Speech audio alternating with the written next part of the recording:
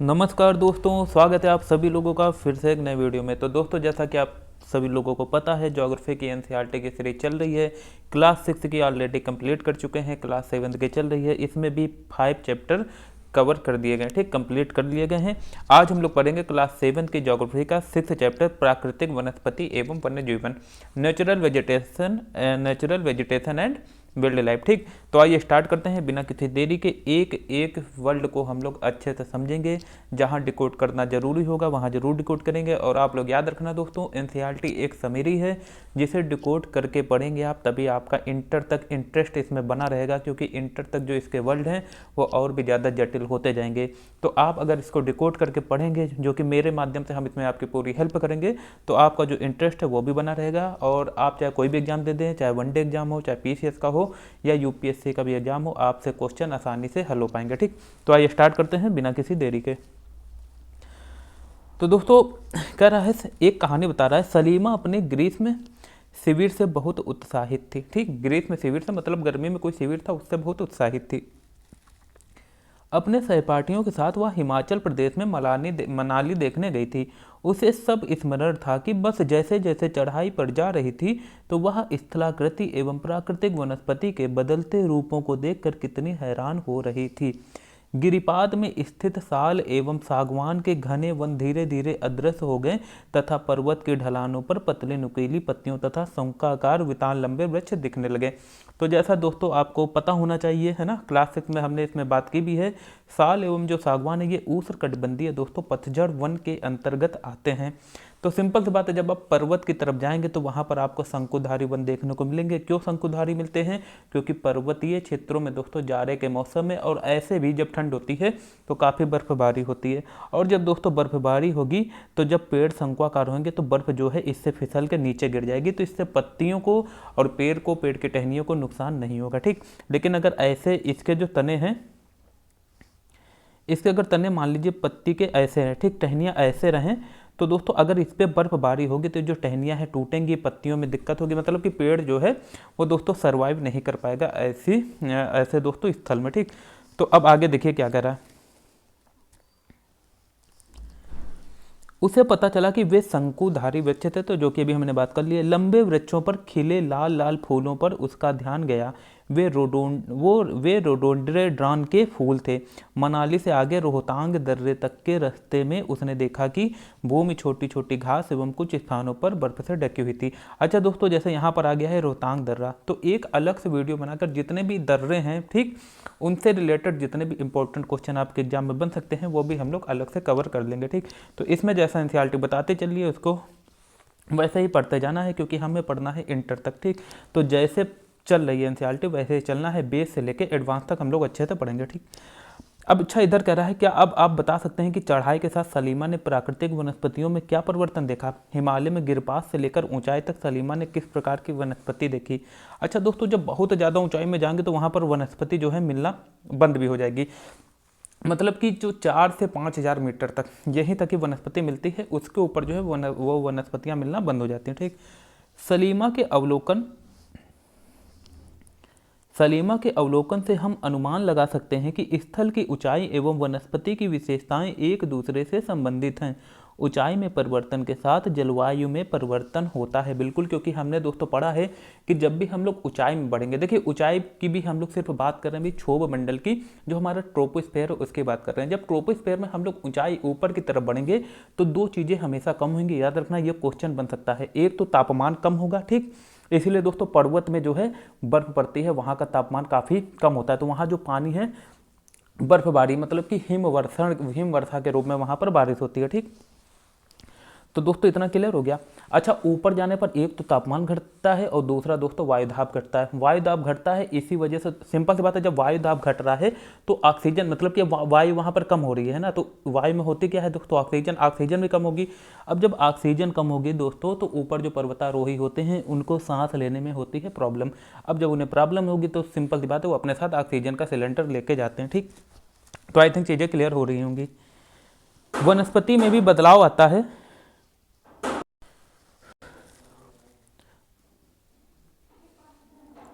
तो दोस्तों वनस्पति की वृद्धि तापमान एवं नमी पर निर्भर करती है। इसके अलावा यह ढाल एवं मिट्टी की परत की मोटाई जैसे कारकों पर भी निर्भर करती है, जो कि हम लोग आगे अच्छे से समझेंगे। ठीक, इन घटकों में अंतर के कारण किसी स्थान की प्राकृतिक वनस्पति की सघनता एवं प्रकार में परिवर्तन होता है। आमतौर पर प्राकृतिक वनस्पति को निम्न 3 मुख्य श्रेणियों में वर्गीकृत किया जाता है। दोस्तों, प्राकृतिक वनस्पति से पहले आप लोग समझ लीजिए, प्राकृतिक वनस्पति का मतलब है जो मानव के हस्तक्षेप, मतलब बिना मानव की सहायता के या बिना मानव के उग आती हैं, अपने आप उग जाती हैं। दोस्तों, उसे हम लोग क्या कहते हैं? प्राकृतिक वनस्पति कहते हैं। अच्छा, वन की बात की जाए, जो वृक्षों के लिए उपयुक्त तापमान एवं परिपूर्ण वर्षा वाले क्षेत्रों में उगते हैं, इन कारकों के आधार पर सघन एवं खुले वन विकसित होते हैं। आज के चैप्टर में दोस्तों हम लोग वन की बात भी करेंगे। ठीक, क्योंकि वन में सभी जो वनस्पति हैं वो आ जाती हैं।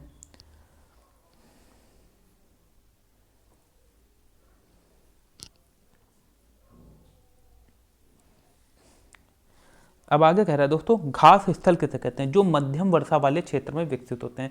तो दोस्तों याद रखिएगा, हर एक जो फैक्ट है वो इंपॉर्टेंट है। घास स्थल जो है हमेशा मध्यम वर्षा वाले क्षेत्र में विकसित होते हैं। कांटेदार झाड़ियाँ, अच्छा सिंपल सी बात है दोस्तों, जो कांटेदार झाड़ियाँ, सिंपल बात है, ये वहीं पर होंगी जहाँ पर पानी की कमी होगी, क्योंकि इसमें कांटे निकल ही आते हैं पानी से कमी से बचने के लिए।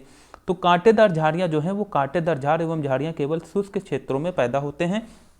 शुष्क का मतलब होता है जहां वायु में नमी ना हो, मतलब कि वायु शुष्क हो। ठीक, सलीमा हिमालय की यात्रा का अपना यह अनुभव अपने पिता को बता रही थी। उसके पिता विश्व के विभिन्न स्थानों पर जा चुके थे। ठीक, उसके पिता विश्व के विभिन्न स्थानों पर जा चुके थे। उन्होंने सलीमा को विभिन्न महाद्वीपों के विभिन्न भागों में पाई जाने वाली विविध प्रकार की वनस्पतियों के बारे में बताया। उन्होंने उपध्रुवीय प्रदेशों में शंकुधारी वन, रेगिस्तानों में कांटेदार झाड़ियों, आर्द्र प्रदेशों में घने उष्णकटिबंधीय दृढ़ काष्ठ वनों के बारे में भी कई अन्य जानकारियां दी। सलीमा समझ गई कि हिमालय के क्षेत्र में लगभग सभी प्रकार की वनस्पतियां पाई जाती हैं जो भूमध्य रेखा से ध्रुवों की ओर जाने पर मिलती हैं। अच्छा देखिए दोस्तों, पर्वतीय क्षेत्रों में और जो ध्रुवों की तरफ, ध्रुवों का मतलब उच्च अक्षांश में, क्योंकि आप सभी को पता होना चाहिए 0 डिग्री जो है वो है विषुवत रेखा और जो 90 डिग्री है वो कहाँ पर है? ध्रुवों पर। कहाँ पर है? ध्रुवों पर। अच्छा, जब उच्च अक्षांश की तरफ जाएंगे तो वहाँ पर जो है सूरज वो क्षितिज से ऊपर नहीं जा पाता, इसलिए वहाँ पर काफ़ी बर्फबारी होती है। तो एक तो ऊंचाई के कारण पर्वत में बर्फबारी है ना, वहाँ का तापमान ठंडा, और उच्च अक्षांश में भी दोस्तों प्रकाश ज़्यादा न मिल पाने के कारण वहाँ पर भी होती बर्फबारी। तो इन दोनों जगह पर जो है वनस्पतियों में समानता पाई जाती है, या हम कह सकते हैं चीर पाइन जो देवदार है वो दोनों जगह ही पाई जाती हैं। ठीक, अब आगे कह रहा है दोस्तों, प्राकृतिक वनस्पतियों के प्रकार में बदलाव का मुख्य कारण जलवायु का बदलाव है। आइए हम विश्व की विभिन्न प्रकार की प्राकृतिक वनस्पतियों, उनके गुण एवं वहां प्रवास करने वाले अन्य जीवों की जानकारी प्राप्त करें। वन के बारे में सबसे पहले समझते हैं। ठीक, देखिए वन के बारे में बता रहा, एक होता है उष्णकटिबंधीय सदाबहार वन। इन वनों को उष्णकटिबंधीय वर्षा वन भी कहते हैं। ये घने वन भूमध्य रेखा एवं उष्णकटिबंध के पास पाए गए हैं। ये क्षेत्र गर्म होते हैं एवं पूरे वर्ष यहाँ अत्यधिक वर्षा होती है। देखिए पहले इसको हम पढ़ लेते हैं ना, फिर अच्छे से समझेंगे चित्र के माध्यम से। क्योंकि यहाँ मौसम कभी शुष्क नहीं होता, इसलिए यहाँ के पेड़ों की पत्तियाँ पूरी तरह नहीं झड़ती, इसलिए इन्हें सदाबहार कहते हैं, एवरग्रीन फॉरेस्ट भी कहते हैं। ठीक, काफी घने वृक्षों की मोटी वितान के कारण दिन के समय भी सूर्य का प्रकाश वन के अंदर तक नहीं पहुंच पाता है। आमतौर पर यहाँ दृढ़ काष्ठ वृक्ष, दृढ़ काष्ठ का मतलब क्या है? देखिए दृढ़ काष्ठ क्यों होती है, मतलब यहाँ की जो लकड़ी होती है, जो तना होते हैं, है ना, जो छाल होती है पेड़ की काफ़ी मोटी क्यों होती है? ठीक, ये दोस्तों इसलिए होती है क्योंकि यहाँ पर काफ़ी मात्रा में प्रकाश पड़ता है और पौधों से ज़्यादा जो है पानी वाष्प के रूप में उत्सर्जित ना हो पाए, इसलिए जो यहाँ के ये जो है बात की गई है दृढ़ काष्ठ, जो यहाँ की लकड़ी होती है वो काफ़ी दृढ़ होती है। ठीक, काफ़ी मजबूत होती है, काफ़ी मोटी होती है ना, इससे वाष्पोत्सर्जन जो है, वेपराइजेशन जो है दोस्तों सूर्य के द्वारा, है ना, गर्मी के द्वारा नहीं हो पाता ज़्यादा। ठीक, जिससे इनकी रक्षा होती है और ये अच्छे से वहाँ पर सर्वाइव कर पाते हैं। अच्छा, अब समझ लेते हैं कि ये जो उष्णकटिबंधीय वर्षा वन है, ये उष्णकटिबंध इलाके और भूमध्य जो दोस्तों भूमध्य रेखा वाले क्षेत्र में ही क्यों पाए जाते हैं। ठीक, तो दोस्तों हम सभी ने पहले पढ़ लिया है। ठीक, क्लास 6 में भी हमने जब ग्लोब अक्षांश एवं देशांतर पढ़ा था तो उसमें भी हमने अच्छे से कवर कर लिया था। देखिए मान लीजिए कि ये अपनी पृथ्वी है। ठीक, ये दोस्तों अपनी पृथ्वी है, ये आप सभी को पता है ये 0 डिग्री विषुवत रेखा है, इक्वेटर मान लो, भूमध्य रेखा, कुछ भी आप इसको कह सकते हो। ठीक, अब ये जो है दोस्तों ये है ट्रॉपिक ऑफ कैंसर, जो कि है 23.5 डिग्री। ठीक, इसे हम लोग कर्क रेखा भी कहते हैं। और ये है दोस्तों, एक मिनट, और ये है दोस्तों क्या, ये हम लोग मान लेते हैं, मानना क्या ये है मकर रेखा, जिसे हम लोग ट्रॉपिक ऑफ कैप्रिकॉर्न भी कहते हैं, जो कि 23.5 डिग्री दक्षिणी है। ठीक, या तो 23.5 डिग्री उत्तरी बोल दो तो कर्क रेखा सब समझ जाएंगे, या आप 23.5 डिग्री या फिर सीधा इसे कर्क रेखा बोलो। और जो नीचे है 23.5 डिग्री, इसे हम लोग दक्षिणी या सदर्न कहते हैं। ठीक, ये जो है दक्षिणी रेखा है। अच्छा, अब ये वाला जो हिस्सा है दोस्तों, ये वाला पूरा 23.5 डिग्री उत्तर से 23.5 डिग्री दक्षिण तक, यहाँ पर दोस्तों वर्ष भर जो है सूर्य का प्रकाश काफ़ी मात्रा में पड़ता रहता है। ठीक, तो ये वाला जो क्षेत्र है दोस्तों, ये काफ़ी मात्रा में यहाँ पर सूर्याताप पड़ता है, जिस कारण से दोस्तों यहाँ काफ़ी मात्रा में गर्मी पड़ेगी।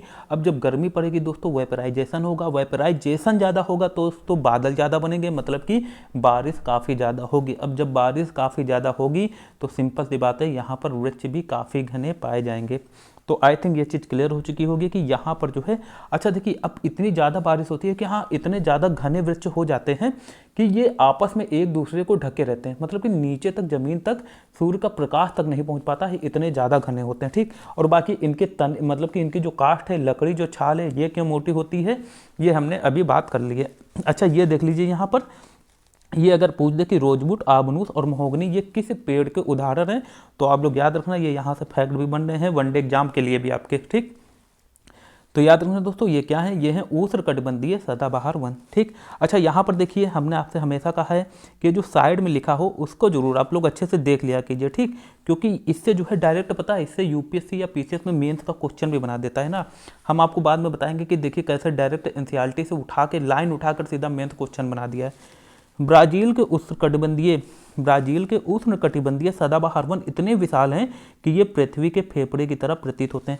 अच्छा देखिए, अब अगर पूछ दे कि पृथ्वी का फेफड़ा किसे कहा जाता है, तो दोस्तों यही है, जो ब्राजील के उष्णकटिबंधीय सदाबहार वन है, इसे पृथ्वी का फेफड़ा भी कहा जाता है। अब चलते हैं हम लोग आगे।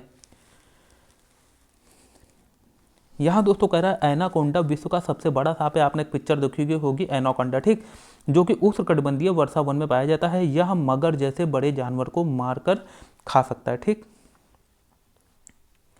अब चलते हैं दोस्तों उष्णकटिबंधीय पर्णपाती वन, जो कि अपने भारत में काफ़ी मात्रा में पाया जाता है, या हम कह सकते हैं अपने भारत में ज़्यादातर जो है वो उष्णकटिबंधीय पर्णपाती वन, या जिसे हम लोग उष्णकटिबंधीय पतझड़ वन, ठीक, या इसे हम लोग दोस्तों उष्णकटिबंधीय मानसूनी वन कहते हैं। अच्छा, एक चीज़ और याद रखना, यहाँ पर आपको कंफ्यूज नहीं होना है। अगर उष्णकटिबंधीय वर्षा वन की बात हो रही है तो वो समझ लेना वो सदाबहार वन है।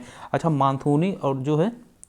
मानसूनी और वर्षा वन में आपको कंफ्यूज नहीं होना है, क्योंकि सिली मिस्टेक ही है जो दोस्तों 1-2 नंबर से एग्जाम रोक देती है ना। तो हम आपको उस चीज़ पर ज़्यादा फोकस करेंगे, वो दोस्तों हाईलाइट करके चलेंगे पूरी तरीके से, जिसमें आपको सिली मिस्टेक आप लोग कर सकते हैं। ठीक, तो याद रखना, ये जो मानसूनी है, ये मानसूनी बात की जा रही है उष्णकटिबंधीय पर्णपाती वन की, और अगर बात की जाए उष्णकटिबंधीय वर्षा वन तो वो हो जाएगा उष्णकटिबंधीय सदाबहार वन। ठीक, याद रखना। तो अब हम लोग पढ़ेंगे उष्णकटिबंधीय पर्णपाती वन के बारे में। तो दोस्तों इसमें कह रहा है उष्णकटिबंधीय, अच्छा एक चीज़ आप लोग और समझ लीजिए, जो हमने पढ़ा था उष्णकटिबंधीय सदाबहार वन, तो क्या दोस्तों ये इतने घने रहते हैं तो क्या ये अपनी पत्तियां नहीं झाड़ते हैं? दोस्तों पत्तियां झाड़ते हैं, लेकिन ये लोग एक साथ अपनी पत्तियां नहीं झाड़ते हैं, ये अलग अलग समय में झाड़ते हैं, इसलिए ये दोस्तों हमेशा घने रहते हैं। ठीक, जबकि उष्णकटिबंधीय जो पर्णपाती वन है, जो अभी हम बात कर रहे हैं अपने भारत में, आप सभी ने देखा होगा अपने आसपास, हम लोग ज़्यादातर मतलब कि उत्तर भारत की बात की जाए, ठीक, अगर उत्तर के मैदान की बात की जाए, तो यहाँ पर दोस्तों आप लोगों ने देखा होगा ज़्यादातर जो पेड़ हैं, ठीक, वो एक स्पेशल सीजन में, जो पतझड़ वाला सीजन आता है, उसमें एकदम तरह उनकी जो पत्तियां हैं, चाहे नीम का पेड़ देख लो, अमरूद का पेड़ देख लो, ऐसा कोई भी पेड़ देख लो जो कि उष्णकटिबंधीय पर्णपाती वन है, वो अपना जो है पूरी की पूरी पत्तियां जो है, सारी की सारी जो पत्तियां हैं वो पूरी तरह से झाड़ देते हैं। ठीक, झाड़ देते हैं ना। तो दोस्तों ये होते हैं उष्णकटिबंधीय पर्णपाती वन। अच्छा, झाड़ते क्यों हैं? क्योंकि इस समय दोस्तों मौसम थोड़ा शुष्क होता है, तो ये पानी की कमी से बचने के लिए झाड़ देते हैं। उष्णकटिबंधीय पर्णपाती वन मानसूनी वन होते हैं, जो भारत, उत्तरी ऑस्ट्रेलिया एवं मध्य अमेरिका के बड़े हिस्सों में पाए जाते हैं। इन क्षेत्रों में, अच्छा देखिए, अब हम लोग जब अलग से मैप के बारे में पढ़ेंगे तो हर एक चीज़ समझेंगे कि आखिर ये मध्य अमेरिका में ही क्यों पाए जाते हैं, उत्तरी ऑस्ट्रेलिया में क्यों पाए जाते हैं, दक्षिणी में क्यों नहीं पाए जाते, ये सब हम लोग अच्छे से पढ़ेंगे। ठीक, जल संरक्षित रखने के लिए शुष्क मौसम में यहाँ के वृक्ष पत्तियां झाड़ देते हैं।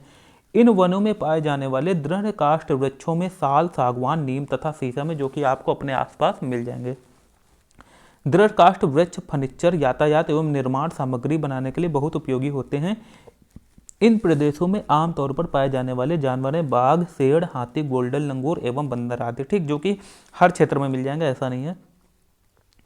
अच्छा, यहाँ देख लीजिए बॉक्स में क्या लिखा है। भारत में शीतोष्ण सदाबहार एवं शीतोष्ण पर्णपाती वन कहाँ पाए जाते हैं? उन राज्यों के नाम बताएं। भारत में अधिकतर किस प्रकार के वन पाए जाते हैं? तो दोस्तों आगे चलते हैं अब, है ना। शीतोष्ण सदाबहार वन, शीतोष्ण सदाबहार वन मध्य अक्षांश के तटीय प्रदेशों में स्थित है। याद रखना, देखिए यहाँ से हर एक स्टेटमेंट आपको फुली फोकस करके, मतलब कि पूरा कंसंट्रेशन के साथ पढ़ना है, अच्छे से देखना है, क्योंकि ये छोटे छोटे जो स्टेटमेंट है यही एग्जाम में आ जाते हैं, चाहे वो पीसीएस हो या यूपीएससी, और कन्फ्यूजन हो जाती है और 1-2 नंबर जो है यहीं से चले जाते हैं और माइनस मार्किंग भी हो जाती है। शीतोष्ण सदाबहार वन जो है वो मध्य अक्षांश के तटीय प्रदेशों में पाए जाते हैं। अच्छा देखिए, मध्य अक्षांश से क्या मतलब है, पहले यही समझ लो ना। पता चला मध्य अक्षांश की बात हो तो आप लोग क्या करें, ये जो पृथ्वी है और ये बीच वाला मध्य अक्षांश बता दो। मध्य अक्षांश से दोस्तों मतलब है उत्तरी गोलार्ध का मध्य अक्षांश और दक्षिणी गोलार्ध का मध्य अक्षांश, समझ गए? मतलब कि जो नदर्न हेमिस्फेयर का मध्य अक्षांश, बीच का अक्षांश, और जो दोस्तों सदर्न हेमिस्फेयर है उसके बीच का जो है मध्य अक्षांश। मतलब कि हम लोग कह सकते हैं जो टेम्परेट जोन है। देखिए टेम्परेट जोन का मतलब होता है, देखिए 3 हमने क्या पढ़ा था, 1 मिनट यहाँ पर कवर ही कर लिया ना तो आपको आसानी रहेगी। हमने एक चीज़ देखी थी दोस्तों, क्या, ये वाला जो एरिया है, 1 मिनट, ये हमने बना लिया अपनी पृथ्वी, ठीक।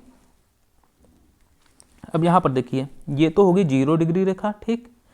अब ये जो दोस्तों यहाँ वाला जो जोन है, यहाँ वाला जोन, ठीक, इसे हम लोग कहते हैं दोस्तों ट्रॉपिकल जोन। क्या कहते हैं दोस्तों? ट्रॉपिकल जोन, या हम लोग कहते हैं उष्णकटिबंध। क्या कहते हैं दोस्तों? उष्णकटिबंध। लेकिन जो ये वाला होता है, ये वाला, ठीक। अब देखिए हम लोग यहाँ पर बीच की 0 डिग्री के उधर, मतलब कि उत्तरी गोलार्ध और दक्षिणी गोलार्ध की, 1 मिनट अभी क्लियर हो जाएगा। अभी हम लोग सिर्फ दक्षिणी गोलार्ध और उत्तरी गोलार्ध की बात करेंगे, ठीक है ना, उत्तरी गोलार्ध और दक्षिणी। तो अभी पहले हम लोग सिर्फ उत्तरी गोलार्ध की बात कर लें। तो ये देखिए दोस्तों, ये वाला जो जोन होता है, ये वाला, इसको हम लोग कहते हैं ट्रॉपिकल जोन, या हम लोग कहते हैं उष्णकटिबंध। कैसा कहते हैं? उष्णकटिबंध, ठीक।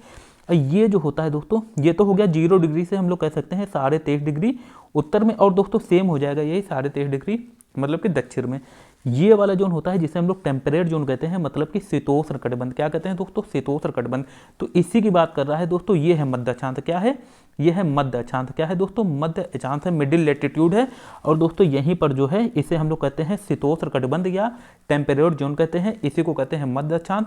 और यहाँ जो दोस्तों बात की जा रही है शीतोष्ण सदाबहार वन की, तो अगर आप लोग अच्छे से ये चीज़ समझ जाएंगे तो आप लोग बिना मतलब कि एक्स्ट्रा माइंड लगाए, खाली मतलब कि लॉजिकली बता सकते हैं। अगर आपको ये चीज़ पता है कि ये मध्य अक्षांश है और यही हमारा शीतोष्ण कटिबंध है, तो आप लोग इतना तो बता देंगे कि ये जो शीतोष्ण सदाबहार वन है ये मध्य अक्षांश में पाए जाते हैं, ठीक। तो आई थिंक ये चीज़ क्लियर हो चुकी। अब हम लोग आगे चलते हैं। अच्छा ये देखिए, ये उत्तरी गोलार्ध, ये देखिए उत्तरी गोलार्ध का ये बीचों बीच है ना, तो इसलिए आप लोग ये मत समझ लेना कि ये 0 डिग्री वाला बीचों बीच है, तो आप लोग इसको समझ लो, है ना, ये नहीं समझना है बिल्कुल भी। तो अब हम लोग आगे चलते हैं, देखिए क्या कह रहा है। शीतोष्ण सदाबहार वन मध्य अक्षांश के तटीय प्रदेशों में स्थित हैं। ये सामान्यतः महाद्वीपों के पूर्वी किनारों पर पाए जाते हैं, जैसे दक्षिण पूर्व अमेरिका, दक्षिण चीन एवं दक्षिण पूर्वी ब्राजील। यहाँ बांज, चीर एवं यूकेलिप्टिस जैसे दृढ़ एवं मुलायम दोनों प्रकार के पेड़ होते हैं। अच्छा, यहाँ पर कुछ पशु भी पाए जाते हैं ना, जानवर पाए जाते हैं, जैसे कि गोल्डन लंगूर हो गया, हाथी हो गए, है ना। तो जैसा अभी हमने बात की थी, जो हाथी है ये तो हर जगह मिल जाएंगे आपको। अब बात करते हैं शीतोष्ण पर्णपाती वन। देखिए जैसे हम लोग उष्णकटिबंधीय हमने पढ़ा था सदाबहार वन, फिर हमने उष्णकटिबंधीय पर्णपाती वन पढ़ा, वैसे हम लोग शीतोष्ण सदाबहार और शीतोष्ण पर्णपाती वन के बारे में भी पढ़ेंगे, ठीक। फिर आगे हम लोग घास स्थल के बारे में भी समझेंगे। उच्च अक्षांश की ओर बढ़ने पर अधिक शीतोष्ण पर्णपाती वन मिलते हैं, ठीक। उच्च अक्षांश की ओर मतलब कि 90 डिग्री की तरफ बढ़ने पर, ध्रुवों की तरफ बढ़ने पर, ठीक। उच्च अक्षांश की ओर बढ़ने पर अधिक शीतोष्ण पर्णपाती वन मिलते हैं। ये उत्तर पूर्वी अमेरिका, चीन, न्यूजीलैंड, चिली एवं पश्चिमी यूरोप के तटीय प्रदेशों में पाए जाते हैं। अच्छा ये देखिए, ये जो जितने भी शीतोष्ण हैं ना, ये सब तटीय प्रदेशों में पाए जा रहे हैं। किस तरफ? तटीय प्रदेशों में, ठीक। ये अपनी पत्तियां शुष्क मौसम में झाड़ देते हैं। तो हमने अभी बात कर चुके हैं, जब वायु शुष्क होगी तो पानी से बचने के लिए, पानी की कमी से बचने के लिए दोस्तों ये जो है अपनी पत्तियां झाड़ देते हैं। यहाँ पर पाए जाने वाले पेड़ हैं बाज, ऐस, बीज और आदि, ठीक। हिरण, लोमड़ी, भेड़िए यहाँ के आम जानवर हैं जो कि आपको हर जगह मिल जाएंगे, ठीक। फिंजेंट तथा मोनाल जैसे पक्षी भी यहाँ पाए जाते हैं, ठीक। अब आगे चलते हैं, भूमध्य सागरीय वनस्पति के बारे में पढ़ते हैं। आप जान चुके हैं कि महाद्वीपों के पूर्व एवं उत्तर पूर्वी किनारों के अधिकांश भाग जो है शीतोष्ण सदाबहार एवं पर्णपाती पेड़ों से ढके हैं, ठीक, पेड़ों से ढके हैं, ठीक। तो देखिए हर एक लाइन को अच्छे से समझना है। कह रहा आप जान चुके हैं महाद्वीपों के पूर्व एवं उत्तर पूर्वी किनारों के, पूर्व एवं उत्तर पूर्वी किनारों के मतलब अगर मान लीजिए ये कोई महाद्वीप है तो इसका ये जो पूर्वी किनारा या जो उत्तर पूर्वी किनारे है, ठीक, इसकी बात कर रहे हैं। ये जो किनारे हैं वो शीतोष्ण सदाबहार एवं पर्णपाती पेड़ों से ढके हैं। महाद्वीपों के पश्चिमी एवं दक्षिण पश्चिमी किनारे भिन्न हैं, ठीक। अब यहाँ पर पाई जाती है भूमध्य सागरीय वनस्पति, यहाँ भूमध्य सागरीय वनस्पतियाँ पाई जाती हैं। यह अधिकतर यूरोप, अफ्रीका एवं एशिया के भूमध्य सागर के समीप वाले प्रदेशों में पाई जाती है, इसलिए इसका यह नाम पड़ा। ये वनस्पतियां भूमध्य सागर के बाहरी प्रदेशों जैसे संयुक्त राज्य अमेरिका के कैलिफोर्निया, दक्षिण पश्चिम अफ्रीका, पश्चिमी दक्षिण अमेरिका एवं दक्षिण पश्चिमी ऑस्ट्रेलिया में भी पाई जाती है, ठीक। पहले यहाँ हम लोग पढ़ लेते हैं इधर क्या क्या है। भूमध्य सागरीय वृक्ष शुष्क ग्रीष्म ऋतु में स्वयं को ढाल लेते हैं, उनकी मोटी छाल एवं पत्तियां वाष्पोत्सर्जन को रोकती हैं। भूमध्य सागरीय प्रदेश को फलों की कृषि के कारण विश्व का फलोद्यान भी कहा जाता है। तो देखिए यहाँ पर एक फैक्ट ये पता चला आपको कि विश्व का फलोद्यान किसे कहते हैं, तो याद रखना ये जो भूमध्य सागरीय प्रदेश है इसे ही विश्व का फलोद्यान कहते हैं। और ये जो भूमध्य सागरीय वृक्ष शुष्क, और ये जो अभी हमने बात कर ही ली है ना कि जो भूमध्य सागरीय प्रदेश है या जो उष्णकटिबंधीय वर्षा वन है, इनकी जो छाल होती है वो काफ़ी मोटी क्यों होती है, ठीक, ये भी हमने कवर कर लिया है। अब आगे चलते हैं। अच्छा,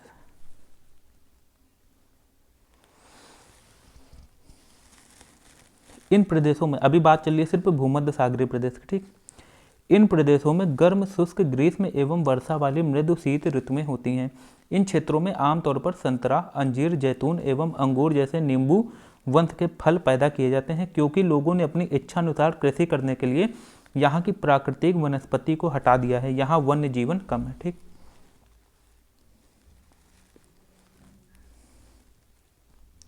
अब बात करते हैं शंकुधारी वन की, ठीक।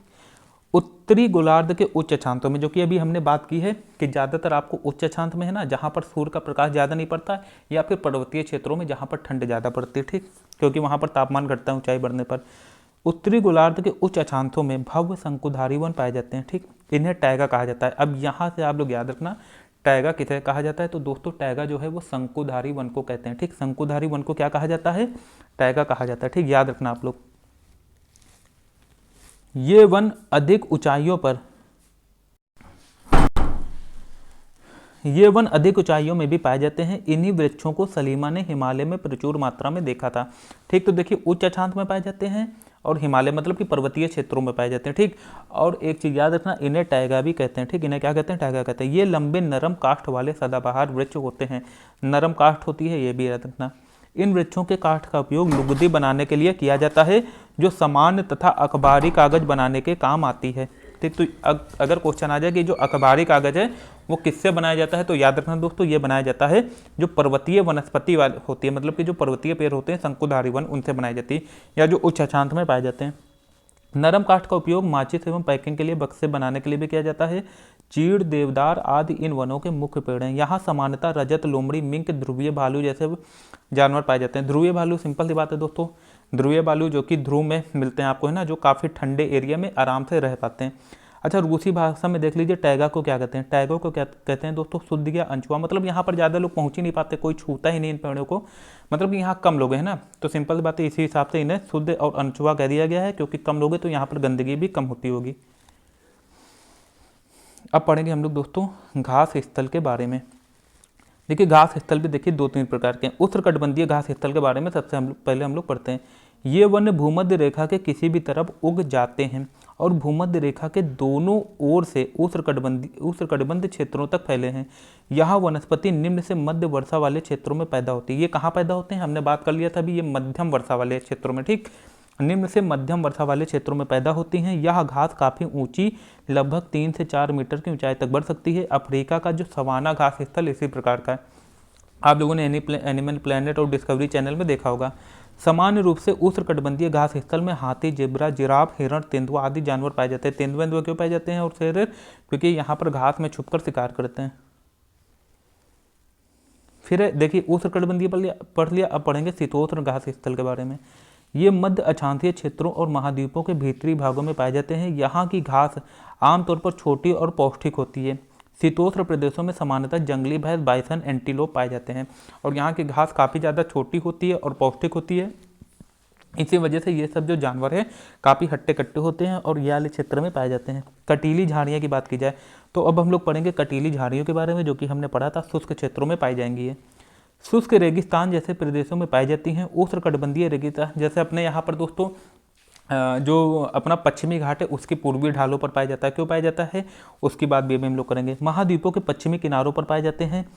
तीव्र, अच्छा ये जो है पश्चिमी किनारों में क्यों पाए जाते हैं, क्योंकि एक बार दोस्तों क्वेश्चन भी आया था कि जो अधिकांश मरुस्थल हैं ये महाद्वीपों के पश्चिमी किनारों में क्यों पाए जाते हैं। तो इसके लिए दोस्तों अलग से बात करेंगे किसी अलग से चैप्टर में कि यहाँ पर एक जो ओशनिक करंट है ना, ठंडी गर्म धारा जो काम करती है जिसकी वजह से ऐसा होता है। हालांकि इसमें काफ़ी विस्तार से पढ़ना पड़ेगा तब समझ में आएगा। तीव्र गर्मी एवं बहुत कम वर्षा के कारण यहाँ वनस्पतियों की कमी रहती है। विश्व के मानचित्र पर रेगिस्तानी प्रदेश को चिन्हित करें। क्या आप भारत के रेगिस्तान का नाम बता सकते हैं? तो दोस्तों सभी को पता होना चाहिए जो थार का मरुस्थल है, थार का रेगिस्तान, वो कहाँ पाया जाता है? भारत में अपने, जो कि अरावली जो पहाड़ियाँ हैं उसके पश्चिम में। रेगिस्तान के कुछ जानवरों के नाम बताए जिन्हें आप पहचान चुके हैं। तो दोस्तों छिपकलियाँ बहुत सी वहाँ पाई जाती हैं और भी दोस्तों सांप पाए जाते हैं कुछ, है ना, करैत तरैत। यदि आप ध्रुवीय प्रदेश में जाएंगे तो वह स्थान आपको अत्यधिक ठंडा मिलेगा। यहाँ बहुत ही सीमित प्राकृतिक वनस्पति मिलती है। यहाँ केवल काई, लाइकेन एवं छोटी झाड़ियाँ पाई जाती हैं। ये अल्पकालिक ग्रीष्म ऋतु के दौरान विकसित होती हैं। इसे टुंड्रा प्रकार की वनस्पति कहा जाता है। देखिए ध्रुवीय प्रदेश में कौन से प्रकार की वनस्पति पाई जाती है? टुंड्रा प्रकार की, ठीक है याद रखना, टुंड्रा प्रकार की। ये वनस्पतियाँ यूरोप, एशिया एवं उत्तरी अमेरिका के ध्रुवीय प्रदेशों में पाई जाती है। ये ठंड इलाकों में ही ज़्यादातर मिलेगी आपको, ठीक याद रखना। यहाँ के जानवरों के शरीर में मोटी फर एवं मोटी चमड़ी होती है। क्यों? क्योंकि यहाँ की जो जलवायु है वो काफ़ी ठंडी होती है, तापमान काफ़ी ठंडा होता है, जिससे इनको जो है इनको सुरक्षा मिलती है मोटी फर और चमड़ी से। यहाँ पाए जाने वाले कुछ जानवर हैं सील, वालरस, कस्तूरी बैल, ध्रुवीय उल्लू। तो याद रखना जो सील और वालरस है कहाँ पाए जाते हैं? ध्रुवीय प्रदेश में पाए जाते हैं। ध्रुवीय उल्लू, ध्रुवीय भालू और बर्फीली लोमड़ी। अब आगे चलते हैं। अच्छा यहाँ पर देख लेते हैं जो घास है इनको कहा क्या कहा जाता है। घास स्थल को हर अलग क्षेत्र में अलग अलग इनका नाम है, ठीक, उसको हम लोग अच्छे से समझ लेते हैं। जैसे उष्णकटिबंधीय घास स्थल है तो देखिए पूर्वी अफ्रीका में तो इसे सवाना कहा जाता है, ठीक। अच्छा ये कौन से उष्णकटिबंधीय घास स्थल? तो कुछ भी पूछ सकता है एग्जामिनर, कुछ भी बना सकता है कि इसमें से उष्णकटिबंधीय घास स्थल कौन सा है और शीतोष्णकटिबंधीय घास स्थल कौन सा है और कहाँ पाए जाते हैं। ये हर एक चीज़ आपको अच्छे से पढ़ लेना है। इसको 2 से 3 बार ये जो लाइन है, ये वाला जो बाक्त में है, इसको आप लोग अच्छे से पढ़ लेना, ठीक। ब्राज़ील में जो घास का मैदान है इसको क्या कहा जाता है दोस्तों? कंपोस्ट, ठीक। बाकी इसके अगर ट्रिक बनाना होगा तो हम अलग से बना देंगे, आप लोग कमेंट करना। वेनेजुएला में दोस्तों क्या कहा जाता है? लानोस कहा जाता है। अच्छा अब शीतोष्ण कटिबंधन जो कटिबंधीय घास स्थल है इसके बारे में देख लेते हैं। अर्जेंटीना में जिसे इन्हें कहा जाता है पैम्पॉस, ठीक। उत्तरी अमेरिका में कहा जाता है प्रेरी, दक्षिण अफ्रीका में कहा जाता है वेल्ड, मध्य एशिया में कहा जाता है स्टेपी और ऑस्ट्रेलिया में कहा जाता है डान, है ना। बाकी इसकी हम लोग अलग से जो है ट्रिक बनाकर अच्छे से इसके बारे में पढ़ लेंगे, ठीक। अब आगे कह रहा है सलीमा के पिता ने उसे कुछ घने वनों के चित्र दिखाए। कुछ चित्रों में सलीमा ने देखा कि लोग वृक्षों को काटकर वनों को साफ कर रहे हैं। उसके पिता ने बताया कि स्थानीय लोग कृषि एवं आवास के लिए स्थान चाहते थे, इसलिए उन्होंने वनों को साफ कर दिया। सलीमा सोचने लगी कि अगर वनों को साफ कर दिया जाता है तो वन्य जीव कहाँ जाएंगे? कहाँ जाएंगे दोस्तों? मानव बस्ती में आते हैं, फिर उनसे उनकी मुठभेड़ होती है ना, फिर मार दिए जाते हैं भाई। क्या ये वन पुनः वैसे ही बन पाएंगे? अगर लोग इसी प्रकार पेड़ों को काटते रहे तो भविष्य में पर्याप्त ऑक्सीजन, जलवाष्प, लकड़ी, फल, मेवे आदि मिल पाएंगे? नहीं मिल पाएंगे, है ना। काफ़ी ज़्यादा दिक्कतों का सामना पड़ेगा। यहाँ तक कि वनों के कटने से दोस्तों जो बाढ़ आती है ना, मिट्टी का कटान होता है, ये सब मतलब बहुत से नुकसान होते हैं जो कि हम लोग अलग से अच्छे से समझेंगे इसको। क्या आप सलीमा से सहमत हैं? अपने दोस्तों के साथ वनस्पति प्राणी जगत की विविधता में हो रही कमी पर चर्चा करें, इनके संरक्षण के बारे में कुछ सुझाव दें। ये देखिए दोस्तों ये वालरस है ना, ध्रुवीय प्रदेश में पाई जाती है। ये ध्रुवीय भालू है, आपने काफ़ी देखा होगा, सील खाते हैं ना, इसको खा जाते हैं ये सील को। तो दोस्तों आज के लिए इतना ही। अब हम लोग जल्दी से कुछ क्वेश्चन उसको समझ लेते हैं, आप लोग से हल हो रहे हैं कि नहीं। वनस्पतियों का विकास किन 2 कारकों पर अधिकतर निर्भर करता है? तो दोस्तों मिट्टी पर, तापमान पर, इस पर पड़ता है, ठीक। प्राकृतिक वनस्पतियों की 3 मुख्य श्रेणियाँ कौन सी है? तो दोस्तों एक हो गया उष्णकटिबंधीय, ठीक। दूसरा हो गया दोस्तों शीतोष्ण, है ना, उष्णकटिबंधीय शीतोष्ण हो गया, है ना। और दोस्तों जो कटीली झाड़ियाँ होती हैं वो हो गई। उष्णकटिबंधीय सदाबहार वन के 2 दृढ़ काष्ठ वाले पेड़ों के नाम बताएं। दोस्तों एक तो हमने पढ़ा था रोजवुड हो गया है ना, और एक हो गया सागवान हो गया है ना, ये सब एक हो गया रोजवुड, और दोस्तों एक हो गया महोगनी। जो सागवान है वो तो हो गया किसमें, उष्णकटिबंधीय पर्णपाती वन में। विश्व के किस भाग में उष्णकटिबंधीय पर्णपाती वन पाए जाते हैं? तो दोस्तों हमने बात की थी भारत में पाए जाते हैं ना, उत्तरी ऑस्ट्रेलिया में पाए जाते हैं। ऐसी जगह जो है कौन से वन पाए जाते हैं, उष्णकटिबंधीय पर्णपाती वन पाए जाते हैं। नींबू वन के फल किस जलवायु में उगाए जाते हैं? तो दोस्तों ये सब हमने अच्छे से कवर कर लिया है, सिंपल था, ये सब आप लोग अच्छे से कर लोगे। शंकुधारी वन के कोई 4 उपयोग बताएं, ये सब भी दोस्तों हमने पढ़ लिया। ये जो काफ़ी मुलायम होते हैं ना, ये सब अच्छे से हम लोग कवर कर चुके हैं ना, तो ये काफ़ी सिंपल सा है, आप लोग खुद से लगा लोगे। विश्व के किन भागों में मौसमी घास स्थल पाए जाते हैं? सब कवर कर लिया है, सिंपल से हम लोग क्या करेंगे, सही गलत देखेंगे। काय एवं लाइकेन पाए जाते हैं। दोस्तों इन्हें टुंड्रा प्रकार के वनस्पति कही जाती है, अभी हमने पढ़ लिया। कांटेदार झाड़ियाँ मिलती हैं, कहाँ पर मिलेंगी, जहाँ शुष्क होगी, मतलब गर्म तो होगा लेकिन शुष्क, ठीक, आर्द्र नहीं होगा, मतलब कि नमी नहीं होगी, कहाँ, वायु में, गर्म एवं शुष्क रेगिस्तानी जलवायु में। फिर उष्णकटिबंधीय सदाबहार वन का एक सामान्य जानवर कौन सा है? तो दोस्तों उष्णकटिबंधीय सदाबहार वन का एक सामान्य जानवर कौन सा हो जाएगा दोस्तों, जिराफ हो जाएगा। क्या हो जाएगा, जिराफ, ठीक। शंकुधारी, एक मिनट दोस्तों, ये जो उष्णकटिबंधीय सदाबहार वन है इसका एक जानवर हो जाएगा बंदर, ठीक, क्या हो जाएगा दोस्तों, बंदर। फिर शंकुधारी वन की एक महत्वपूर्ण वृक्ष प्रजाति के बारे में बताना है। शंकुधारी वन दोस्तों तो चीड़ हो गया है ना, एक तो चीड़ हो गया, पाइन हो गया, देवदार हो गया, 3 हो गए। स्टेपी घास स्थल अभी हमने पढ़ लिया दोस्तों, मध्य एशिया में पाए जाते हैं, उत्तरी अमेरिका में इसे प्रेरी कहते हैं, दक्षिण अफ्रीका में विल्ड कहते हैं ना, सब अच्छे से हम लोगों ने क्लियर कर लिया। अब है ब्राज़ील में दोस्तों इसे क्या कहते हैं दोस्तों, कंपोस्ट कहते हैं, है ना। निम्नलिखित स्तंभों को मिलाकर सही जोड़े बनाइए। वालरस दोस्तों वालरस हमने पढ़ लिया, ये क्या है, ये एक ध्रुवीय जानवर है, ठीक। देवदार का वृक्ष, चीड़, पाइन, देवदार, ये सब कैसी हैं दोस्तों, पर्वतीय वनस्पति हैं, तो कहीं है पर्वतीय। नरम काष्ठ पेड़ कैसा है दोस्तों, ये होंगे नरम काष्ठ पेड़, ठीक। कंपोस्ट दोस्तों, कंपोस्ट हमने पढ़ा था, जो ब्राज़ील का क्या है दोस्तों, उष्णकटिबंधीय घास स्थल है। डाउन दोस्तों कहाँ पाए जाएंगे, डाउन दोस्तों यहाँ पर देखिए कहीं लिखा है, डाउन तो दोस्तों ऑस्ट्रेलिया का था, है ना, डाउन उसी को तो नहीं बता रहे।